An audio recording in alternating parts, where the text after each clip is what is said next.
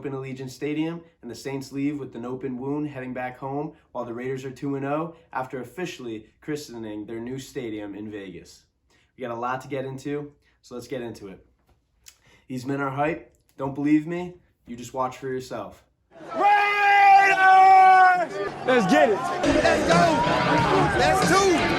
That's two. One at a time. Hey, my dog. One at a time. 2-0. That's all I got to say. Yeah, Raiders! Let's go, Raider Nation. Let's go, baby. Let's go. Come on. Let's go.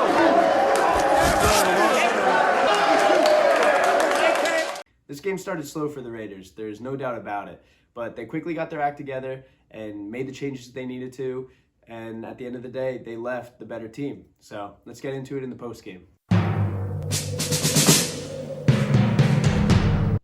After being down 10-0 at the end of the first quarter and then not getting our first touchdown until 9 minutes left in the second, it was looking like a rough game, but they scored another touchdown, and then momentum started to change. We got another touchdown, making it 17-14, and with a couple minutes left in the half, we got a big interception by Nick Moreau and set us up in field goal range, got a field goal, and we were tied at halftime. And then when we got out of that locker room after halftime, that team is a team to be proud of. Our offense was phenomenal. Our defense was pretty good. You know, we want to stop the run a little more, but you know, that's a team. It's an exciting and fun team to watch. That's what that was. So let's get into the stats. All right, Daryl, put the stats up. Let's go right down the list. Derek Carr, 28 for 38, 282 yards, and 3 touchdowns. Let's look at Drew Brees, 26 for 38, 312 yards, 1 touchdown, 1 interception. Derek Carr, again, no interceptions. Great game from Derek Carr. Was definitely the better quarterback last night. You know, there's no doubt about it. It was great. Rushing, we got Jacobs with 27 carries and 88 yards. He didn't crash that streak that the Saints have going on, like 44 games, not allowing a 100-yard rusher, but still, great game from him. But this is what I like. He had no touchdowns, but we still had 4 touchdowns. So who got the touchdowns? I'll tell you who got the touchdowns. Jalen Richard with a great run to recover from him giving up the fumble, the pitch, which I'll show you in a little bit. Who else got a touchdown? Darren Waller. He had 12 receptions for 103 yards and 1 touchdown. He was targeted 16 times by Derek Carr. He's a threat to any team. Bryan Edwards had 2 receptions for 42 yards. Big plays, big time plays. Hunter Renfrow, 3 receptions for 37 yards. Foster Moreau, 1 reception for 31 yards, our backup tight end. Nelson Aguilar, 1 catch for 19 yards. Josh Jacobs, 3 catches for 17 yards. Zay Jones, 1 catch, 1 catch, 15 yards, and 1 touchdown. And then, of course, Alec Ingold getting the first touchdown for the Raiders in Allegiant Stadium. He had 2 catches for 5 yards. He's more of a rusher. Sometimes on 3rd and 4th, but whatever. I'm a big fan of Alec Ingold. I'm a huge supporter of who he is as a football player, who he is as a person. He's adopted. I think he has some sort of adoption charity type of thing going on. Super positive guy. And I think he is a great person to step in the honor of Marcel Reese. And I love having him on our team. And I'm going to have to pick up a jersey from him. Henry Ruggs, 1 catch for 4 yards. He was targeted 3 times. Those other 2 times were deep balls, constantly motioning, throwing the defense off. He's a very valuable person to have out there. I'm all for it. Defense, no sacks. We did let up 3 sacks. And that's not good. But our offensive line, again, Richie Incognito went down, and John Simpson, the rookie from the draft from Clemson, stepped up. And John Gruden is saying he's been pushing that kid this week so hard.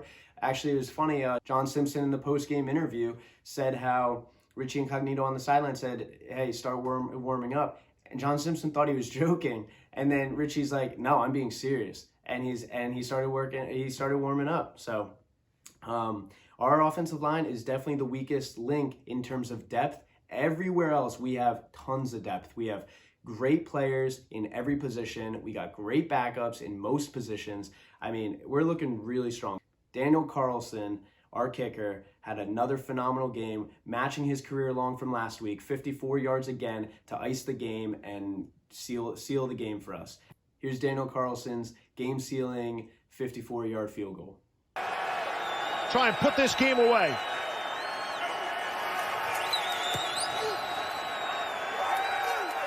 Oof. Daniel Carlson, the leg, and plenty of it. One more person I want to talk about on the stat sheet is AJ Cole. He had 2 punts for an average of 40 yards, and neither kick was inside the 20. Looked like he had enough power, but I don't know if he was like hesitant. The one got on the 20 or 21, and then the other got on the 24, 25. So I want to see a little more out of him, especially when we're giving the opponent the ball again.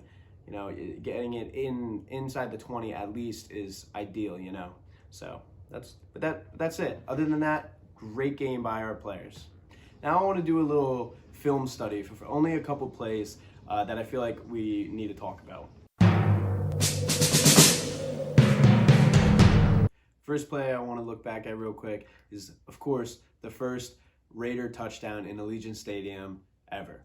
This was such a well-designed play. Looked like we were going to run, so they're going to bring a lot of guys, and then Waller goes all the way out, and the cornerback has to follow him, and then Alec Ingold is wide open for the catch. It was so well-designed, and it was so perfectly executed, and it was an awesome touchdown.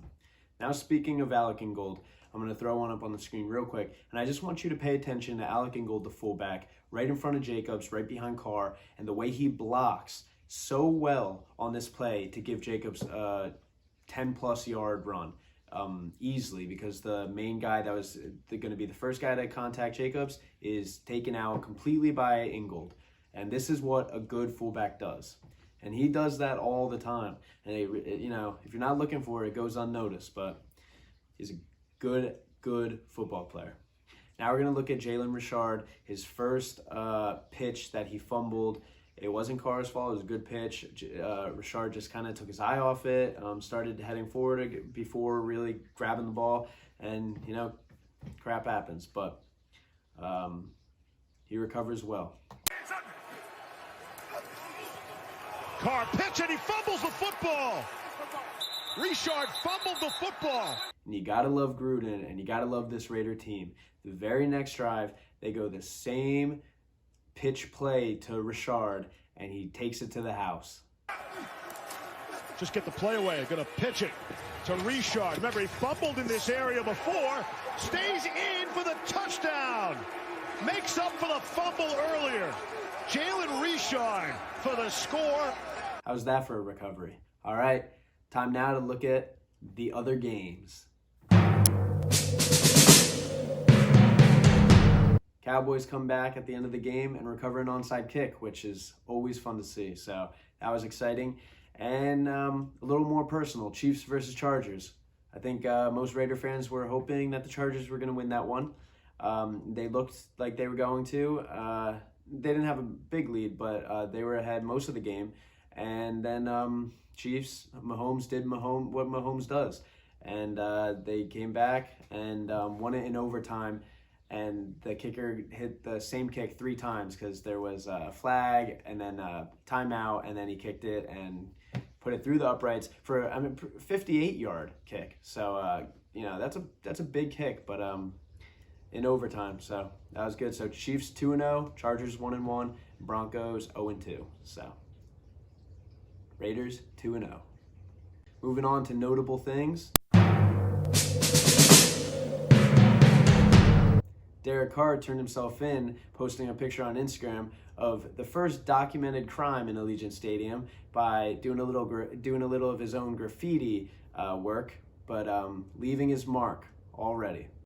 Over the weekend, Baker Mayfield, after throwing the interception, as he turned around, got blocked pretty hard, and as that was tweeted out, Maurice Hurst jokingly said, "Wish someone blocked Ryan Tannehill," referencing the game versus the Titans when he had an interception and Ryan Tannehill laid him out. So I'll throw that on the screen just to remind everyone. Tennessee backfield. Tannehill under pressure, and it's intercepted. Tipped and picked off. Maurice Hurst off to the races. Tannehill cuts him down at about the 25-yard line. During the game on Monday night, I saw a stat that popped up that said Jacobs got 46 yards after contact. And at that point, he rushed for 80 yards. So over half of his yards came after initial contact. So he's a hard man to bring down. And the last thing I want to talk about is what the hell was that cart doing so close to the sidelines? I mean, guys are flying down the line sideways, close to the end zone, trying to be open. If they're doing a quick in-out route, I mean, that was so close to the sidelines. It was very idiotic. And thank God Jonathan Abrams wasn't hurt severely from that, because he hit his head pretty hard on it, and so did Damon Arnett. So I'm glad those guys are all right, because I know every Raider fan's heart dropped when they saw Abram not moving. So glad he's all right, but they need to figure that out, because that could have been a big problem. Quick update while I'm editing. It's currently Wednesday, but I've been having some editing problems. But according to ESPN, John Gruden and Sean Payton were both fined $100,000 for violating mask protocols, not wearing their mask through the entire game on Monday night. And then the teams were both fined $250,000 each. And this is in accordance with the other three teams that got fines. And then lastly, the Raiders placed Richie Incognito on injury reserve, hopefully for about 3 weeks. So hopefully he heals fast and gets back on that field.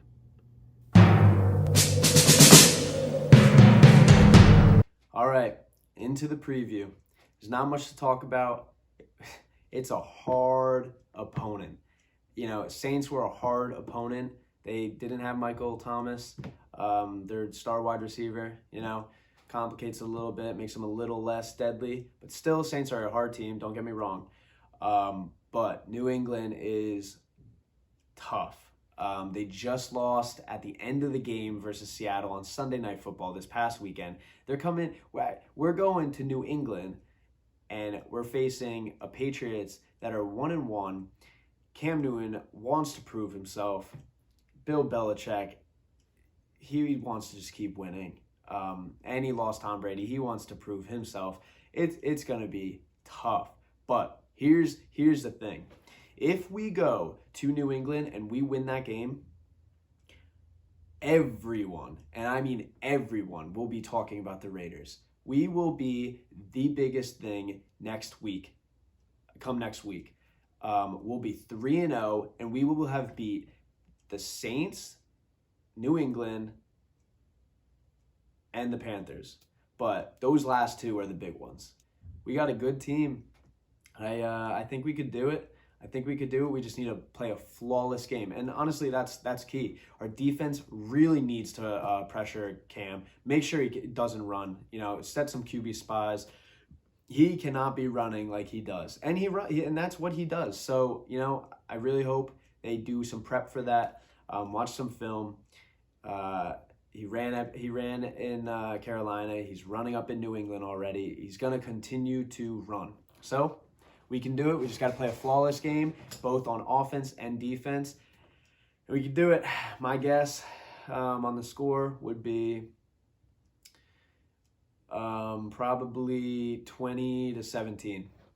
So it's going to be awesome. Can't wait. See you next week. I'm going to end this show with Carr's answer to a reporter. This kid's on a mission. And if I were other teams, especially on our schedule, I'd be a little afraid, because this kid is on a mission. Okay? He is. So, see you next week. Headed to New England, and we're going to eat some lobster. All right? So see you there, and then I'll see you next week on another NJRaiderNation show. Thanks for watching. Hey, Derek, I know you have an appreciation for the history of the franchise. You're already the franchise's all-time passing leader. You're climbing the chart here for passing touchdowns. what did it mean and what did it feel like to see Mrs. Davis up there lighting the torch? And just what did it feel like to know the history that was happening? I saw you sign the wall as well. Yeah. Paul, I think you guys know, some of you guys know, how much this place means to me. I love being a Raider. I'm not going to ever play for anybody else. Love this place. This is home to me. The things that I grew up hearing from my dad about Kenny Stabler, my uncle telling me stories when he played here about the guys. My dad, showing me pictures of David and Darren in Raider jackets sitting on Santa's lap. It's been in our family for a long time. And they, just like I told Dennis Allen after the game, I said, thank you so much for giving me my chance. And I know he probably didn't want to hear it, but every time I see him, I tell him that. Because it means a lot to me. This organization means everything to me. They've stuck behind me through some hard times, through some times our team, we struggled. There's no doubt about it. But when you can get on the other side of things, be 2-0 as the Las Vegas Raiders, that's a pretty cool thing, just like I told you, we were standing out here when we broke ground or whatever, we're the Las Vegas Raiders now. I said, you know what, Paul? I am going to take the first snap in that stadium. And it was a dream that I had, right? A lot of people didn't believe it. When the first day I moved here, Tom Brady was on the front cover of the newspaper. You know what I'm saying? And it just adds a little fuel to the fire when you can still be here and accomplish things that mean so much to you. You know what I mean? This is family to me. It's more than football. This place, every relationship from the top down, it means everything to me to, like I've said, be mentioned with Stabler, LaMonica, Plunkett, all those kind of things, Rich, who I talk to. It means, I can't put it, I'm trying to say how much it means to me in words, but it's hard to do. I love this place, love playing here, love our fans, and we're on to New England.